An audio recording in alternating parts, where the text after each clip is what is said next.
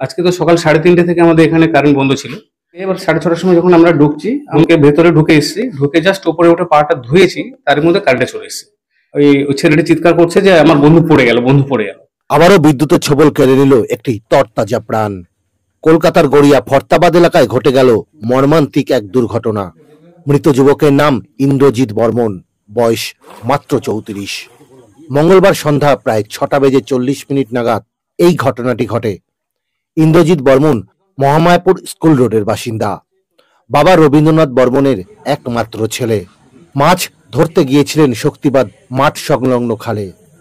মাছ ধরা শেষে বন্ধুর সঙ্গে দেখা করতে আসেন শক্তিবাদ অ্যাপার্টমেন্টে। সেই সময় সকাল থেকেই বিদ্যুৎ বিভ্রাটে অন্ধকারে ডুবেছিল গোটা এলাকা। কিন্তু সন্ধ্যা নাগাদ যখন বিদ্যুৎ ফেরে তখনই ঘটে যায় ভয়াবহ এই বিপর্যয়।